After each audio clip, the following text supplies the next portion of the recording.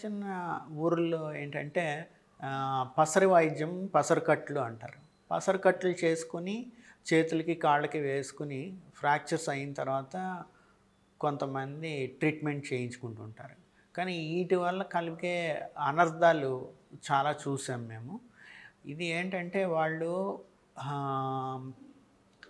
కట్టు కట్టి చాలా టైట్‌గా కడుతుంటారు కట్టు. దానివల్ల ఏంటంటే ఒక చేతికి గానీ, కాలుకి గానీ టైట్‌గా కట్టు కట్టడం వల్ల ఆ కాలు కింద రక్త ప్రసరణ తగ్గిపోవడము, ఆట్లి వల్ల ఏంటంటే కిందున్న కండరాలకి రక్తం అందకపోవటము, ఈ 2 జరిగి ఏంటంటే ఒక్కోసారి ఎక్స్‌ట్రీమ్ కేసెస్‌లో ఏంటంటే మళ్ళా ఆపరేషన్స్ చేసి లోపలున్న కండరాలన్నీ తీసేసేయడము, ఒక్కొక్కసారి అంతవరకు పాదమో, చెయ్యో తీసేయాల్సిన అవసరం కూడా రావడము, ఇలాంటి పరిస్థితి కూడా ఏర్పడుతుంటాయి. అలాంటి సిట్యుయేషన్స్ కూడా మేము చూసాం.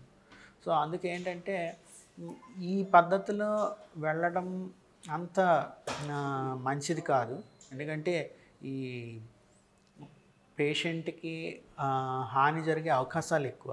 నెక్స్ట్ ఏంటంటే ఈ పేషెంట్‌కి జరిగే హాని కాకుండా ఉండటం కోసము ఈ వైద్యుని సంప్రదించి సరైన ట్రీట్మెంట్ తీసుకోవటం మేలు. ఎందుకంటే ఈ బయట చేసే వైద్యాల్లో ఏంటంటే పేషెంట్‌ని వాపు వచ్చిందా లేదా, తర్వాత రక్త ప్రసరణ సరిగ్గా ఉందా లేదా, ఇలాంటి మానిటరింగ్ ఉండదు.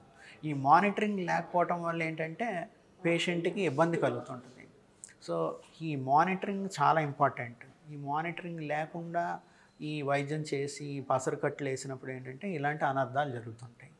సో ఈ ఈ పద్ధతి అలాగే వాళ్ళు చేసే మసాజులు, కొంతమంది ఏంటంటే బాగా గట్టిగా మసాజులు చేస్తుంటారు. ఈ ఎల్బో జాయింట్ దగ్గర ఎస్పెషల్లీ చూస్తాం ఏంటంటే లోపల చిన్న చిన్న ఈ మసాజులు ఎక్కువగా బలంగా చేయడం వల్ల ఏంటంటే ఒక్కొక్కసారి బోన్ తయారైపోయి ఈ చేతులు పూర్తి మూమెంట్స్ లేకుండా స్టిఫ్ అయిపోతాయి.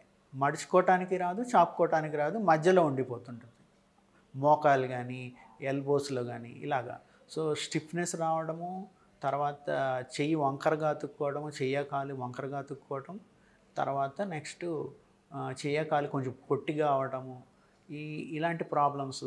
అదే ఎక్స్ట్రీమ్ కేసెస్లో వేరే అనర్థాలు కూడా దారి తీయచ్చు. అందుకు ఏదైనా ఫ్రాక్చరు ఇలాంటి ప్రాబ్లం అయినప్పుడు వెంటనే అలోపతి వైద్యుని కన్సల్ట్ చేసి వాళ్ళ గైడెన్స్‌లోనే ట్రీట్మెంట్ చేసుకుంటే మంచిది.